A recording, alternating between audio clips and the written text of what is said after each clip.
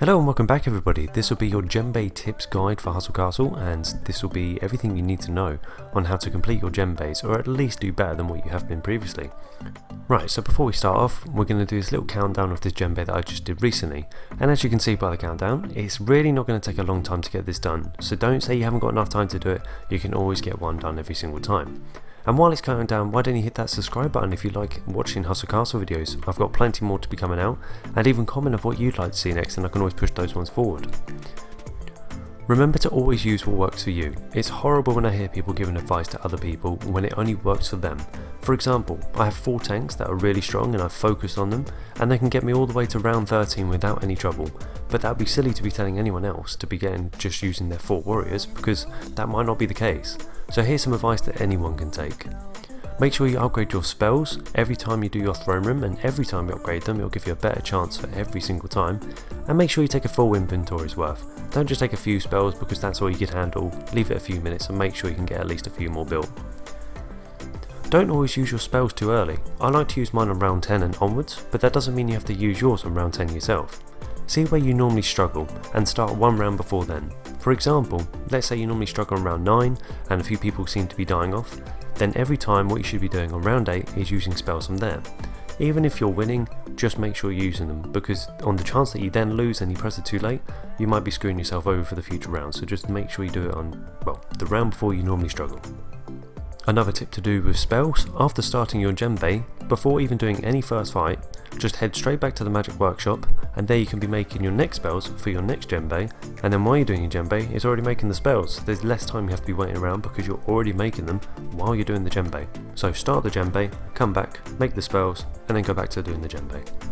One last thing on spell creation, make sure you spend time upgrading your people on the Alchemist Training, because that can really speed up your times dramatically for shortening down the spell times to be actually made.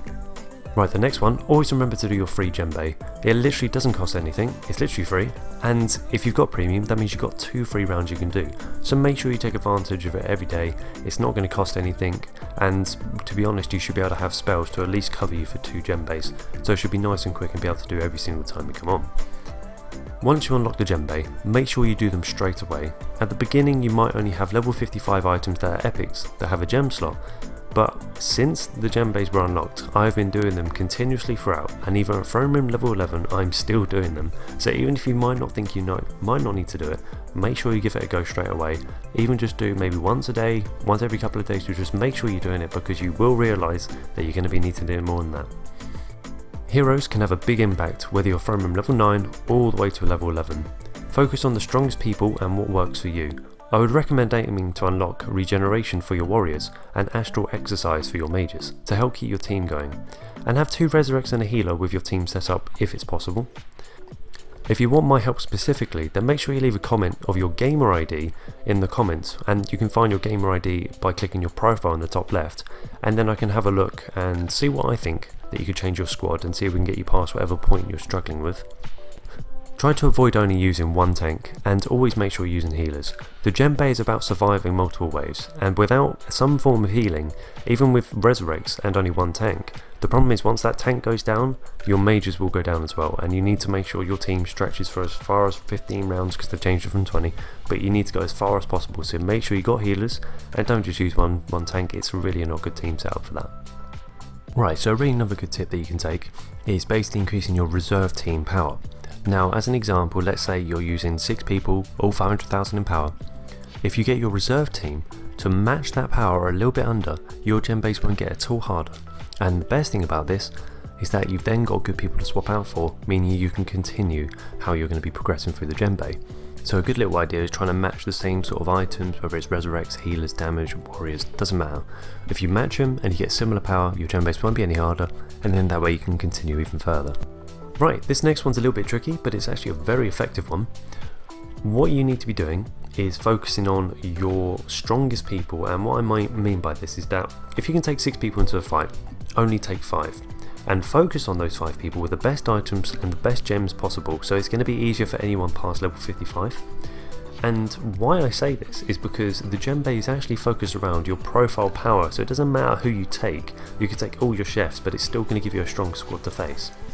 So what you do is focusing on 5 people if you can take a maximum of 6, or if you can take 5 then only use 4. And by focusing on those people, the way that I found that those people are actually significantly stronger if you focus on those than the actual full team that you could have taken before, because it works as a whole team profile sort of power. So by focusing on less people, you've got less people that you're there's one less person that you're focusing on, then that way your team power doesn't scale up so quickly and those people seem stronger than the others. So give that a little try. It won't work in just the first 2 weeks. Take some time with it, find the people you find are your strongest, and just make sure it's one less than your maximum squad that you can take, and just focus on it and see what you think. Leave a comment if it actually worked for you, because it certainly has for me. Lastly, if you're throwing him level 11, get the Darkula as soon as possible and get him to a 6-piece set, again as quick as possible. The amount of healing and damage he does by himself will massively help you out if you're struggling and keeping your whole team alive whilst dealing huge bursts of damage. Anyways, that's everything for now. I really hope you've enjoyed this video. Leave a like and a comment of what was your favourite tip, and anything that I may have missed that you might have thought was actually a good bit of advice that you can give to someone else that's watching this. Anyways, thank you for watching, and I'll see you in the next one.